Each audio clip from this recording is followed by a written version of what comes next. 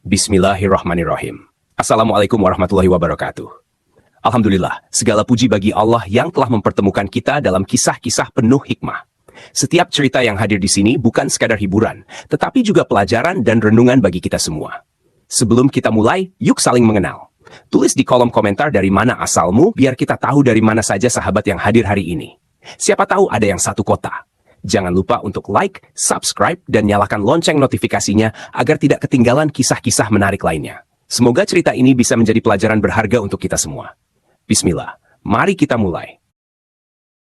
Shira Levy adalah mimpi buruk bagi siapapun yang tertangkap olehnya. Ia bukan hanya seorang interrogator, ia adalah algojo tanpa hati yang bekerja untuk kepentingan negaranya. Di ruang interogasinya, para tawanan Palestina mengalami siksaan fisik dan mental yang brutal. Beberapa mati karena kelaparan, yang lain kehilangan kewarasan setelah berminggu-minggu di bawah kendalinya. Ia tidak peduli. Baginya, kelemahan adalah pengkhianatan. Israel harus bertahan, dan ia adalah perisai negaranya. Sebagai seorang perwira intelijen, ia telah menghabiskan bertahun-tahun melacak, menangkap, dan menghancurkan mereka yang dianggap ancaman.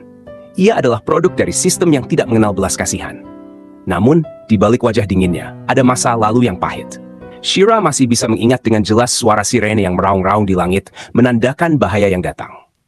Ia masih bisa merasakan panasnya ledakan yang merobek langit malam, meratakan rumahnya menjadi puing-puing.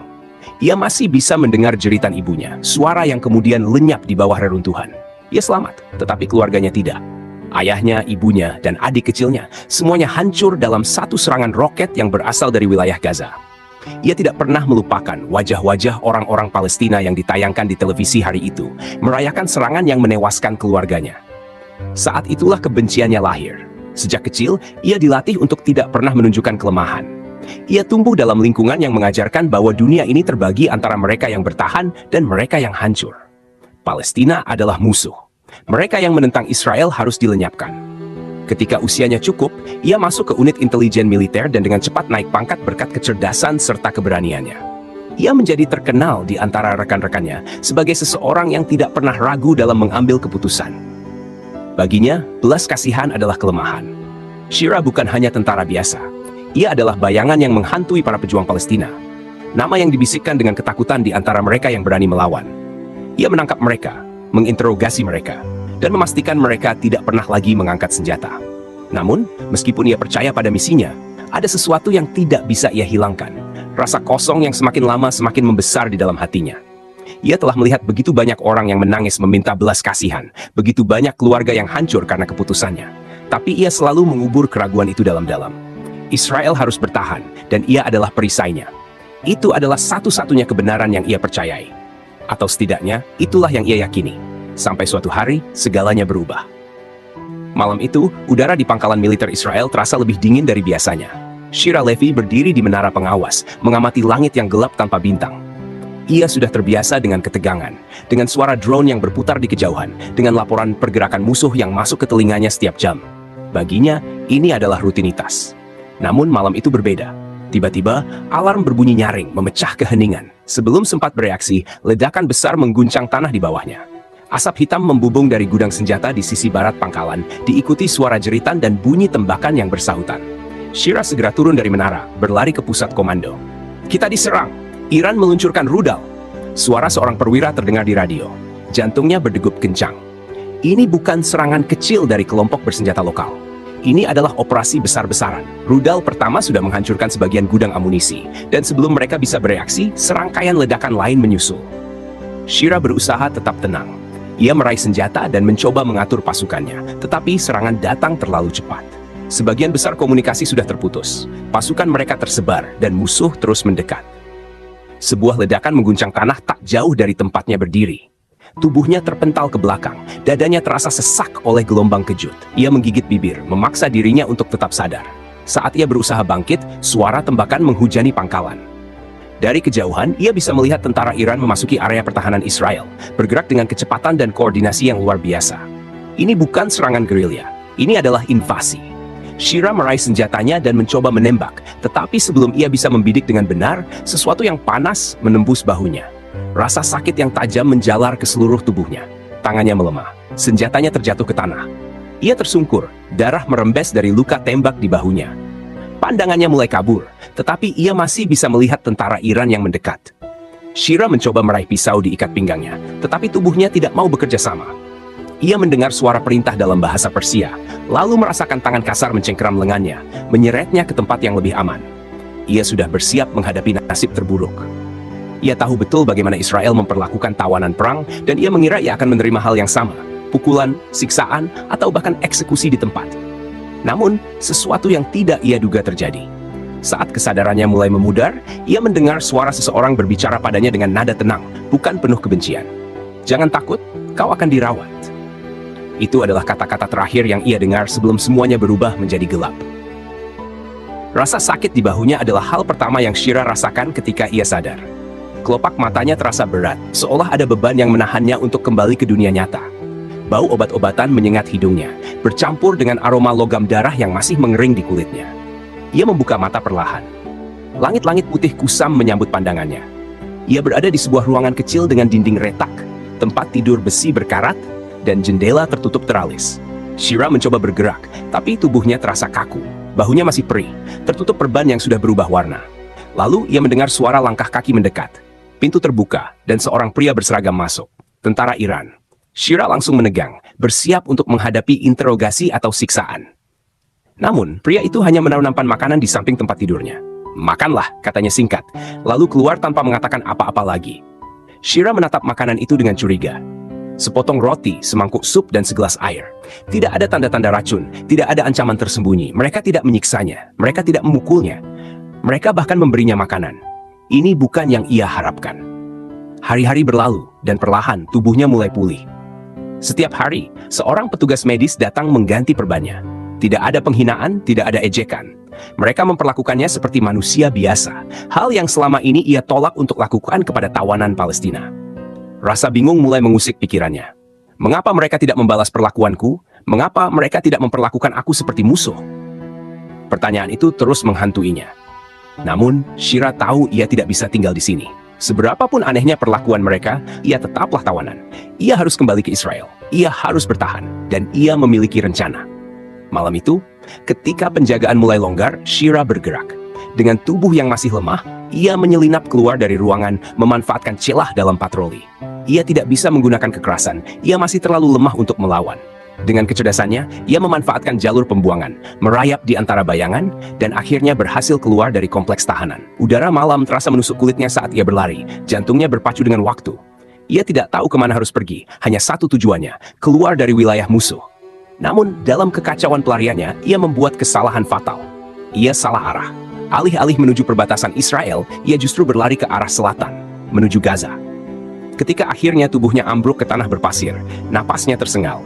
Ia menyadari kenyataan pahit. Ia telah melarikan diri dari satu bahaya, hanya untuk jatuh ke dalam bahaya lain yang lebih besar. Shira membuka matanya perlahan. Pandangannya masih buram. Tubuhnya terasa lemas, dan luka di bahunya berdenyut nyeri. Ia tidak lagi berada di tengah padang pasir yang dingin. Ada atap di atasnya, aroma antiseptik yang samar, dan suara langkah kaki yang bergerak di sekitar. Ia mencoba bangkit, tapi tubuhnya terasa terlalu berat. Suara seseorang terdengar dari samping. "Jangan bergerak terlalu banyak. Kau masih lemah." Shira menoleh dan melihat seorang pria berdiri di dekatnya. Ia mengenakan jas putih sederhana, dengan wajah yang dipenuhi kelelahan, tapi sorot matanya penuh ketulusan. "Siapa kau?" Suara Shira serak, hampir tidak keluar. "Adit Rahman. Aku seorang dokter." Shira mengerutkan kening. Nama itu tidak terdengar seperti nama Arab.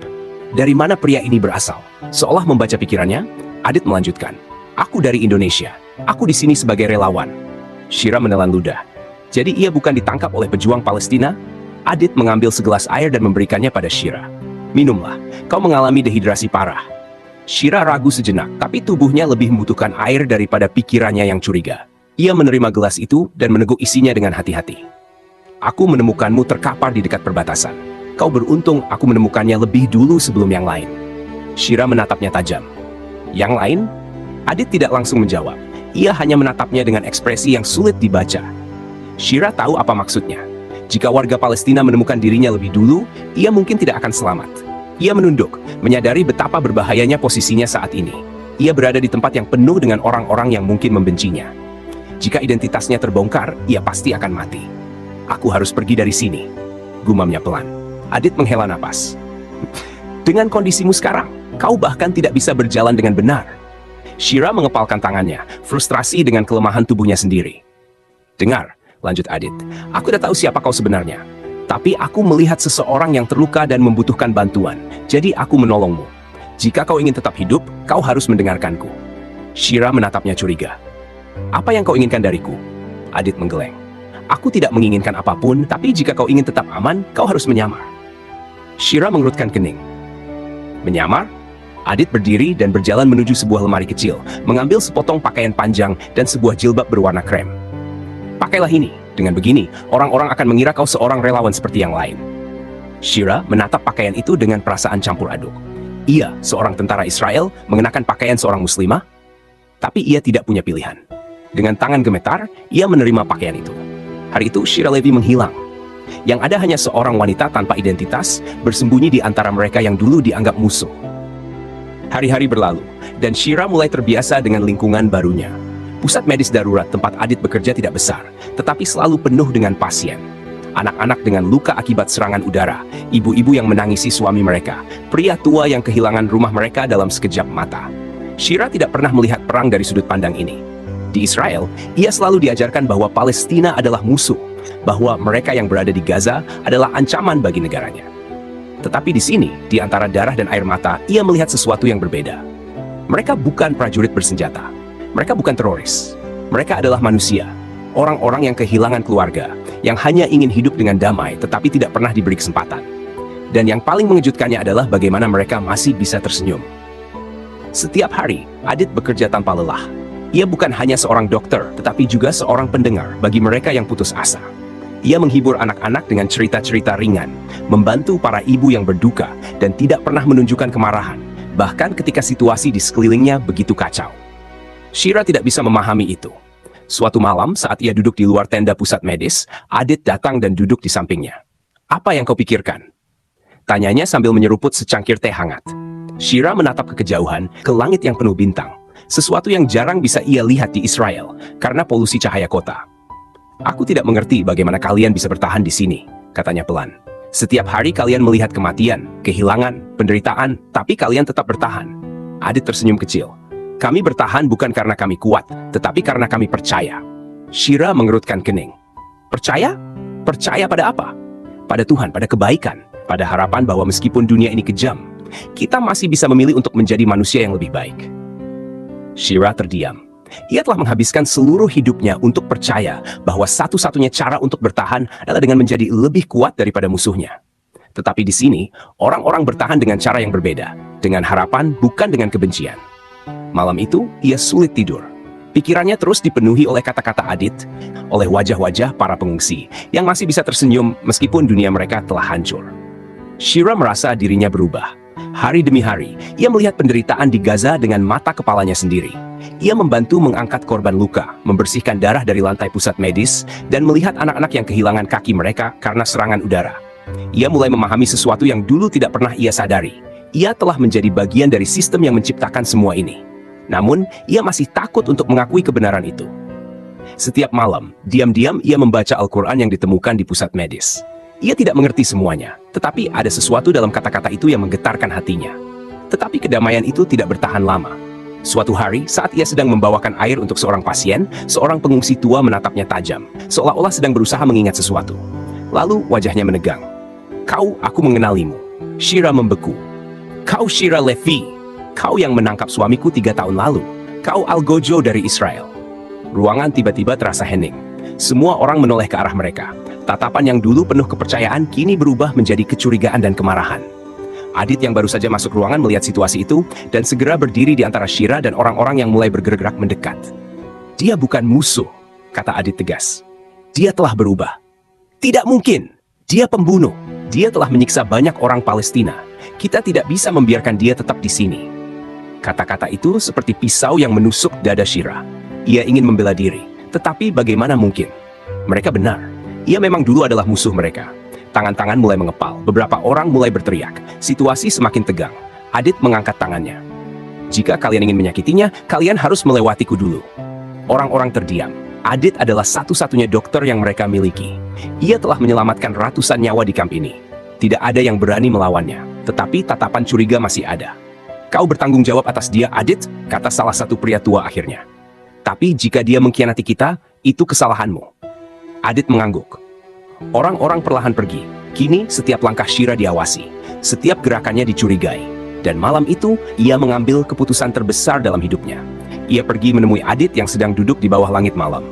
Adit, suaranya bergetar. Aku ingin mengucapkan syahadat. Adit menoleh dengan mata terkejut, tetapi ia tidak bertanya. Ia hanya tersenyum dan mengangguk. Dengan suara bergetar, dengan air mata yang jatuh tanpa bisa ia tahan, Shira mengucapkan 2 kalimat syahadat.